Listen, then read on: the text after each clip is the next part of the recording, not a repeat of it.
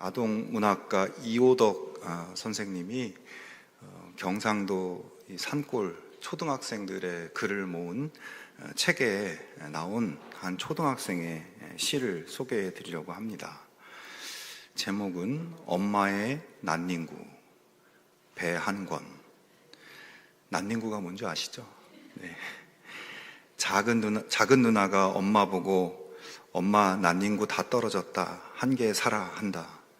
엄마는 옷 입으마 안 보인다고 떨어졌는 걸 그대로 입는다. 난닝구 구멍이 콩만 한 개 뚫어져 있는 줄 알았는데 대지비만하게 뚫어져 있다. 아버지는 그걸 보고 난닝구를 쭉쭉 쬐다. 엄마는 와이카노 너무 째마 걸레도 못한다 한다. 엄마는 새 걸로 갈아입고 째진 난닝구를 보시더니 2번 더 입을 수 있을 낀데 한다. 네, 여러분 이 시가 어떻게 느껴지십니까? 네, 젊은 세대들한테는 별로 마음에 안 와닿을 수 있는데 속옷 하나라도 아껴 입어야 했던 그런 가난한 시절이 떠오르기도 하지만 이 시를 쓴 소년 배한권인의 집이 그려지는 것 같습니다. 구멍난 난닝구를 고집하는 엄마의 다 떨어진 난닝구를 보면서 마음이 좋지 않은 우리 누나와 또 이 배한권 이 친구, 또 아내가 절대로 이 구멍난 난닝구를 버리지 않을 것을 아는 남편이 그것을 또 버리는 그 모습, 그걸 보면서 그래도 2번 더 입을 수 있을 건데 하면서 아쉬워하는 엄마. 드라마의 한 장면을 보는 것 같은 이 시는 유명한 시인의 시도 아니고 그렇게 거창한 언어는 아니지만 그런 날 것 그대로의 생활의 언어 속에 엄마의 사랑과 희생, 또 헌신의 마음이 너무나 순수하게 느껴지는 그런 아름다운 시입니다. 삶이 비록 넉넉하고 풍요롭지는 않지만 그 가운데 이 가족 속에 조용히 흐르고 있는 사랑은 그 어떤 것보다 깊이 있고 또 아름다운 것입니다. 이러한 사랑이 사람을 살아가게 하고 또 이러한 사랑이 사람을 행복하게 만드는 것이 아닐까 생각 듭니다. 그렇습니다, 여러분. 우리의 삶의 행복은 사랑에서 오는 것입니다. 우리는 모두 누군가의 사랑으로 살아가고 있고 또한 서로의 사랑으로 살아가고 있는 것입니다. 그래서 오늘 말씀을 듣기 전에 옆에 분에게 한번 그렇게 이야기했으면 좋겠어요. 사랑합니다. 이렇게 한번 옆에 분에게 해보십시오. 네, 잘하시네요. 네. 그리고 더 나아가서 여기 모인 우리는 우리의 생명을 위해 자기를 버리신 예수님의 그 크신 사랑을 받은 우리들이고 또 우리의 구원과 평안을 그 누구보다 원하고 계시는 하나님의 사랑을 우리는 받은 사람들입니다. 주님의 그 사랑에 감사하고 우리도 주님의 그 사랑으로 우리의 가족과 이웃을 또 교회의 지체들을 사랑하는 그런 하나님의 사랑의 자녀들이 다 되실 수 있기를 바랍니다. 오늘 우리가 읽은 말씀은 예레미야서에서 아주 인상적이고 독특한 한 사건을 보여주는데 이 말씀은 하나님의 깊은 사랑을 발견할 수 있게 해주고 그 사랑을 깨닫게 해주는 말씀이기도 합니다. 본문의 사건이 벌어진 시기는 여호야김 제4년이라고 밝히고 있는데요. 이때는 BC 605년입니다. 그래서 이 BC 605년이 세계 역사에서 아주 중요한 시기인데 고대 중동 세계에 엄청난 변혁이 시작된 해였습니다. 우선 그동안 중동 지역의 패권을 차지하고 있던 아시리아 제국이 사라지고 새로운 강력한 바벨론 제국이 등장한 해가 바로 BC 605년입니다. 그리고 그런 바벨론을 상대로 이집트 제국이 나서서 전쟁을 일으켰지만 결국 그 대제국 이집트도 패배를 당하고 바벨론이 큰 승리를 거두면서 명실상부 이 지역의 패권자로 자리를 잡게 된 해가 바로 여호야김 4년 BC 605년입니다. 자, 그런데 이때 팔레스타인 지역의 유다 왕국도 이 바벨론 느부갓네살 왕의 공격을 받게 되죠. 이 강력한 신흥 제국의 압박 앞에서 여호야김 왕은 성전의 귀한 기물들을 조공으로 바치고 또 왕국의 그 젊은 유망주들을 바벨론의 포로로 보냄으로써 우선 급한 불을 끄고 있습니다. 이 당시 바벨론의 포로로 잡혀간 사람 중 우리가 잘 아는 다니엘과 그의 세 친구들도 포함되어 있습니다. 자, 이렇게 여호야김 4년은 바벨론의 등장으로 국제 정세가 급변하면서 앞으로 이 나라의 운명이 어떻게 될 것인가 굉장히 염려스러운 그런 두려움의 시기였습니다.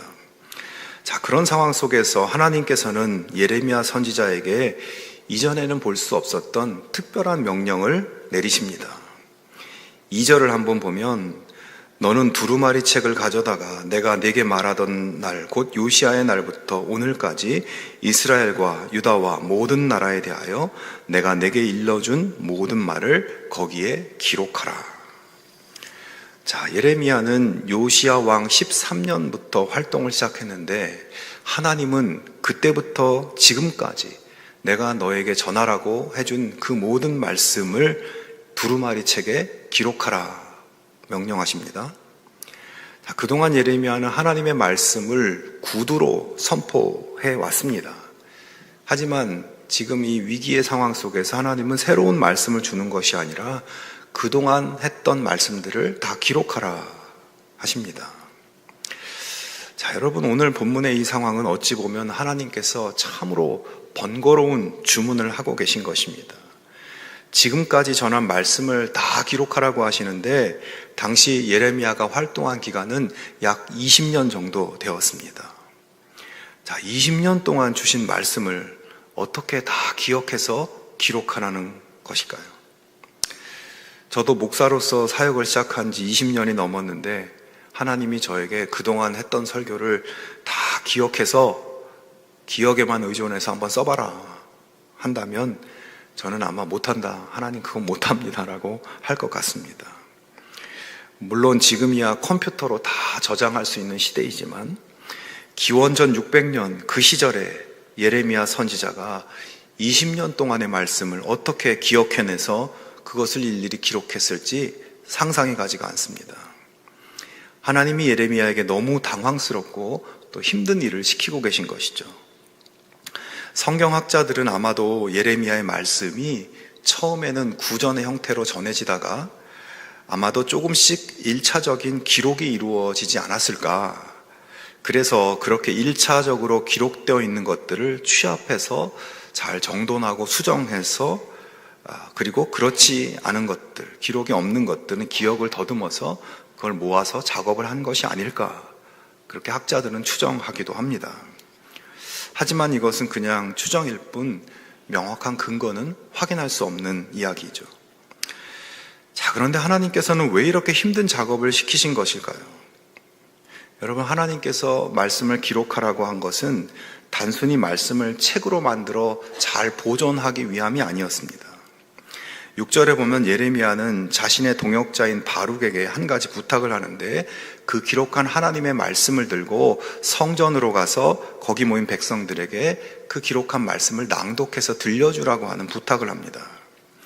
자, 그러니까 하나님께서는 지금까지 예레미야가 백성들에게 선포했던 말씀들, 그들이 한 귀로 듣고 한 귀로 흘려버렸던 그 말씀들을 다시 한번 들려주기 위해서 책에 기록하라고 하신 것이죠. 자, 예레미야는 하나님의 명령을 위해서 먼저 동역자인 바룩과 함께 기록 작업을 수행합니다. 여호야김 왕 4년에 시작한 이 작업은 거의 1년 정도의 시간이 소요되었고 여호야김 왕 5년 연말쯤 되어서야 그 작업이 완성되었습니다. 이제 그렇게 공을 들여서 기록한 말씀을 백성들에게 낭독해서 들려줘야 되는데 말씀드린 대로 예레미야는 동역자 바룩에게 부탁을 하죠. 왜냐하면 예레미야는 이전에 성전에서 이 성전이 무너질 것이라고 하는 그런 아주 혹독한 설교를 전한 이후로 성전 출입을 금지당했고 수많은 핍박과 위협 때문에 지금 숨어 지내면서 활동을 활동이 자유롭지가 않은 그런 상황이었기 때문입니다. 지금 말로 하면 하나님 말씀 전하다가 사회 혼란을 야기시킨다는 그런 반정부 인사로 찍혀서 지명수배를 받고 있는 그런 신세였던 것입니다. 자, 여러분, 이처럼 20년치 말씀을 기록하는 것 자체도 너무나 힘든 일이고, 또 말씀을 들고 가서 백성들에게 낭독하는 것도 지금 쉽지 않은 일이었습니다. 그러나 하나님께서는 지금 이 일들이 그렇게 힘든 일인지 아시면서도 그 일을 추진하고 있으세요. 거기에는 분명한 하나님의 목적이 있었습니다. 3절 말씀을 한번 보면, 내가 유다 백성에게 내리기로 작정한 모든 재앙을 그들이 듣고 혹시 저마다 자신의 악한 길에서 돌아선다면 나도 그들의 허물과 죄를 용서하여 주겠다. 자, 하나님께서 예레미야에게 그렇게 번거롭고 힘든 명령을 하시는 이유를 분명히 밝혀주고 있습니다. 그것은 이 백성들이 그들에게 낭독해주는 하나님 말씀을 듣고 혹시라도 악한 길에서 돌이키지 않을까, 하나님 기대하고 계신다는 것이죠. 그렇게 회개하면 그들의 허물과 죄를 용서해 주고 싶으신, 그들을 구원해 주고 싶은 하나님의 마음이었던 겁니다. 자, 예레미야 입장에서는 이 부분이 쉽게 이해가 되지 않았을 겁니다. 아니, 하나님, 아직도 이 백성들에게 미련이 남으신 것입니까? 지난 20년 동안 제가 그렇게 목이 터져라 하나님 말씀을 선포하고 전했지만 저들은 정말 눈꼽만큼도 변할 생각이 없는 그런 사람들 아닙니까?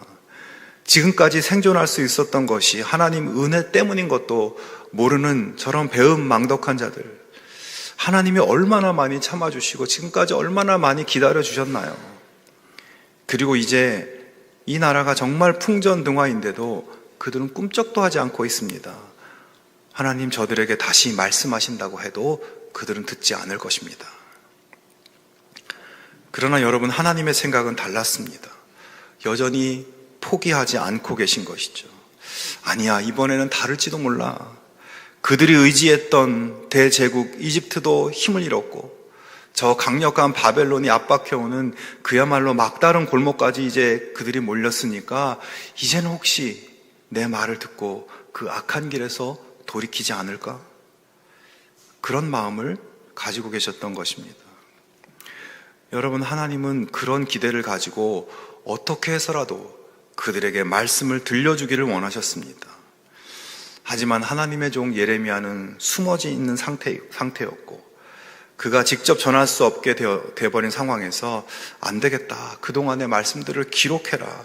너는 갈 수 없으니 네 친구 바룩이 안 된다면 그 누구에게라도 돌들이라도 소리치게 해서 그 말씀을 낭독하게 하겠다. 그렇게 해서라도 그들에게 이 말씀을 들려줘야 한다. 나는 그렇게 해서라도 그들이 회개하고 돌아오기를 원한다. 그들은 내 백성이고 나는 그들이 구원받기를 포기하지 않았다 라고 말씀하고 계신 것입니다. 여러분, 우리는 이 장면에서 무엇보다도 하나님의 크고 깊으신 사랑을 다시 한번 발견하게 됩니다. 우리가 지난주에도 봤지만 하나님의 마음은 재앙과 심판이 아니라 평안과 구원입니다. 사랑하는 자기 백성들이 죽음의 낭떠러지를 향해서 가고 있는 것을 보면서 빨리 그 길을 돌이키게 하고 어떻게든 살리기를 원하시는 것이 하나님의 마음이었습니다. 자, 그런데 여러분, 오늘 본문에서 이 2500년 전에 하나님께서 유다 백성들을 향한 이 안타까움과 사랑의 마음으로 예레미야에게 기록하라고 하신 말씀들이 지금 어디에 있는지 아십니까?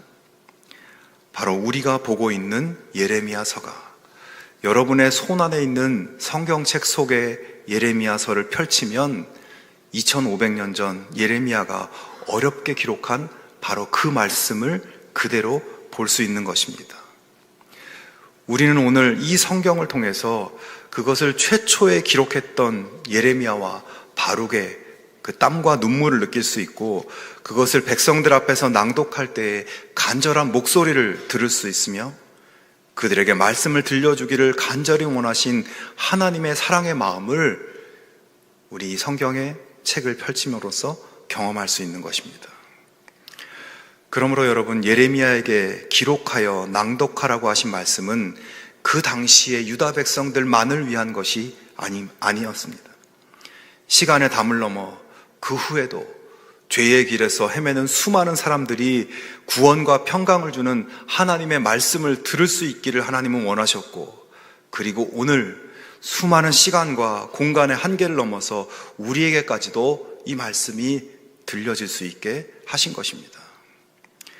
여러분, 우리가 보고 있는 성경 말씀은 보통 책이 아닙니다. 여러분, 하나님의 말씀은 수많은 역사 속에서 사람들에 의해서 무시당하고 배척받고 불태워지기도 하고 소실되는 가운데서도 이 말씀은 결코 사라지지 않고 오늘 우리에게 전달되었습니다.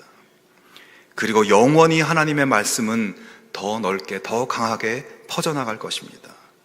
왜냐하면 이 책은 그냥 글자가 적혀 있는 책이 아니라 우리를 구원하시고 우리에게 복 주기를 원하시는 하나님의 한없으신 사랑이 담겨 있는 책이기 때문입니다. 여러분, 하나님의 음성을 듣고 싶으십니까? 하나님의 음성은 무슨 산신령처럼 하늘에서 들리는 것이 아니라 이 성경 말씀 속에서 들을 수 있는 것입니다. 하나님이 우리를 사랑한다는, 나를 사랑한다는 증거를 찾고 싶으십니까?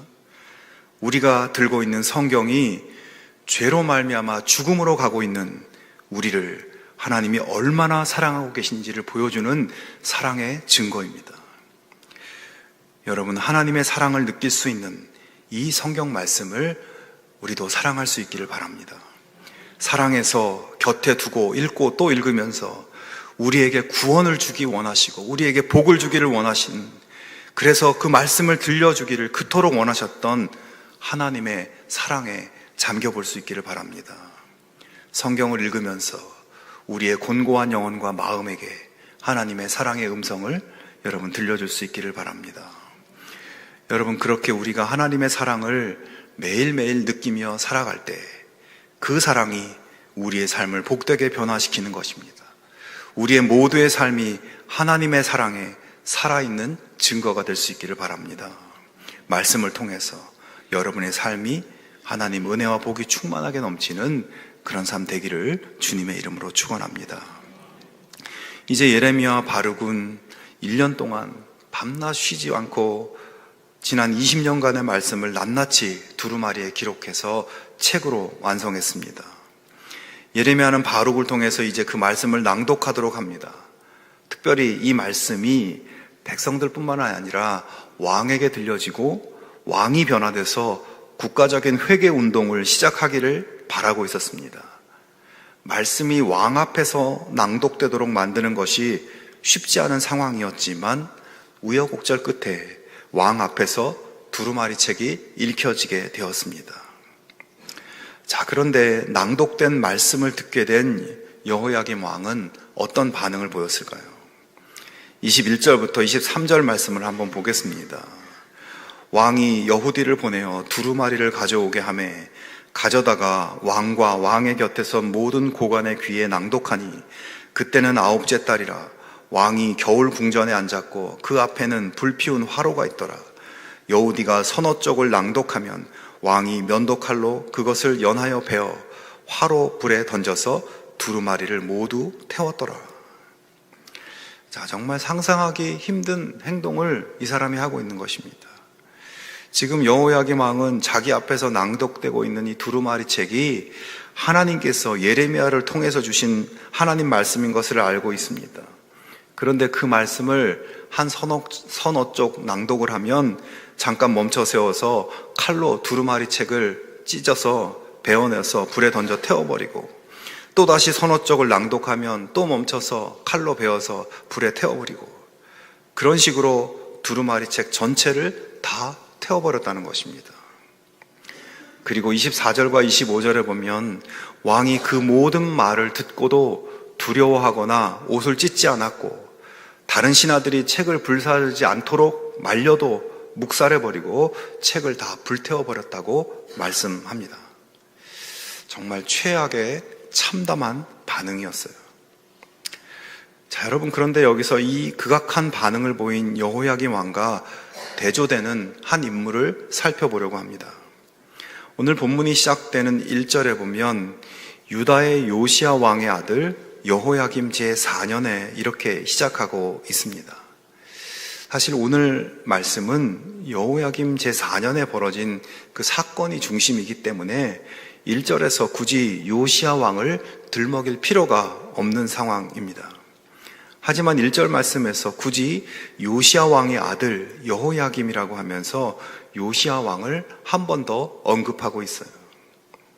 이 부분은 그냥 형식적인 표현이 아니라 아주 의도적으로 그렇게 쓴 것이라고 할 수 있습니다. 의도적으로 요시야 왕과 그의 아들 여호야김 왕을 대조시키기 위한 말씀인 거예요. 자, 요시야 왕은 재임 중에 아주 중요한 사업을 하나 펼쳤습니다. 그것은 파손된 성전을 대대적으로 수리하는 일이었습니다. 이때 성전 구석구석 작업을 하던 중에 율법책이 그 안에서 버려져 있는 것을 발견합니다. 율법책을 발견한 제사장은 서기관에게 율법책을 넘겨주고 서기관은 즉시 왕에게 달려와서 보고를 하고 왕은 서기관에게 율법책을 낭독하게 합니다. 자, 오늘 본문의 여호야김 왕과 똑같은 상황이 요시야 왕에게도 있었던 것이에요. 자, 그런데 하나님의 율법책의 말씀을 들은 요시야 왕은 어떤 반응을 보였을까요? 열왕기하 22장에 보면 요시야 왕은 율법책의 말씀을 듣자마자 곧 그의 옷을 찢으며 통곡을 하며 회개합니다. 그리고 모든 유다 백성들을 성전으로 모이게 해서 이 말씀을 발견한 율법책의 말씀을 백성들 앞에 낭독하게 하고 그들에게 회개를 촉구하고 국가적인 회개 운동을 펼쳐나갑니다. 우상 숭배를 위한 기물들과 우상들을 불태우고 우상을 섬기는 제단과 산당들을 모두 헐고 불태워버렸습니다. 자, 여러분, 너무나 대조적이지 않습니까? 여호야김 왕은 하나님의 말씀을 듣고도 두려워하거나 회개하지 않았지만 요시야 왕은 같은 하나님의 말씀을 듣고 옷을 찢고 통곡하며 회개했습니다. 여호야김 왕은 하나님 말씀을 듣고 그 말씀을 불태웠지만 요시야 왕은 말씀을 듣고 우상들을 전부 불태워버렸습니다. 완전히 정반대의 반응이죠. 여러분, 여호야김 왕은 어렸을 때 분명히 자기 아버지 요시야 왕이 말씀을 듣고 옷을 찢고 회개하고 우상을 불태우고 국가적인 회개 운동을 해나가는 것을 옆에서 아버지가 그렇게 하는 것을 목격한 사람입니다. 자기 아버지가 얼마나 열심히 그 일에 매진하였는지를 누구보다 가까이에서 본 사람이죠. 하지만 그는 똑같은 상황에서 아버지와는 정반대로 옷을 찢는 것이 아니라 말씀책을 찢어버렸고 우상을 태우는 것이 아니라 말씀을 태워버린 것입니다. 성도 여러분, 오늘 우리는 어느 편에 있습니까? 요시야입니까? 여호야김입니까? 우리 중에 물론 여호야김처럼 하나님 말씀을 그렇게 극단적으로 거부하거나 그런 분은 없으실 겁니다. 그러나 여러분, 우리가 여호야김 같은 그런 극단적인 행동을 한 적도 없고 하지 않으니까 괜찮은 것이 아닙니다. 여호야김의 행동 밑에 깔려있는 그의 마음을 우리가 생각해 봐야 돼요. 그는 하나님의 말씀을 듣긴 했지만 그 말씀을 경외하는 마음이 없었습니다.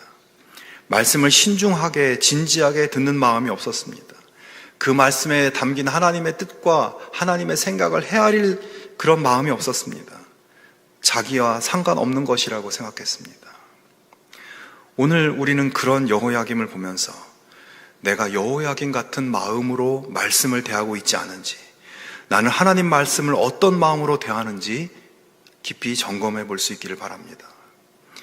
여러분, 우리를 사랑하셔서 우리를 구원하시기 위해 주신 하나님의 말씀을 경외함으로 대하지 않고 그 말씀을 믿음으로 듣지 않고 말씀에 적극적으로 반응하지 않고 순종하지 않는다면 우리의 모습과 여호야김의 모습이 다르다고 할 수 없는 것입니다. 그러므로 성도 여러분, 우리가 하나님이 나를 사랑하시기에 주시는 이 말씀 앞에서 요시야 왕처럼 겸손하고 진실하게 반응할 수 있기를 바랍니다. 내가 읽고 듣는 하나님의 말씀은 내가 행복하기를 바라시고, 내가 평안하기를 원하시고, 내가 구원받기를 원하시는, 나를 사랑하시는 하나님의 마음이 담겨 있다는 것을 깨닫고 진지하게 듣고 말씀을 따라 변화돼서 하나님의 평강과 구원의 축복을 누릴 수 있게 되기를 주님의 이름으로 축원합니다. 여러분, 하나님은 사랑이십니다. 변함없는 사랑으로 우리를 사랑하시고, 사랑으로 우리를 구원하시고, 복을 주시기 위해서 말씀으로 우리를 이끄시는 분이십니다. 하나님은 오늘도 우리에게 말을 걸어오십니다. 나를 사랑해서 사랑의 음성을 들려주기 원하십니다. 우리 모두가 그 사랑의 마음과 사랑의 눈물이 담긴 하나님 말씀을 감사함으로 대하고 귀 기울여 들으며 살아갈 수 있기를 바랍니다. 그 옛날 내가 태어나기도 전에 나를 구원하기 위해서 예레미야와 바룩을 부르시고 기록하게 하시고, 오늘 여기 내 손 위에 보내주신 하나님의 이 사랑의 편지를 읽고 그 뜻을 새기고 순종하며 하나님의 복된 자녀의 삶으로 나아가는 우리 모두가 되기를 주의 이름으로 축원합니다.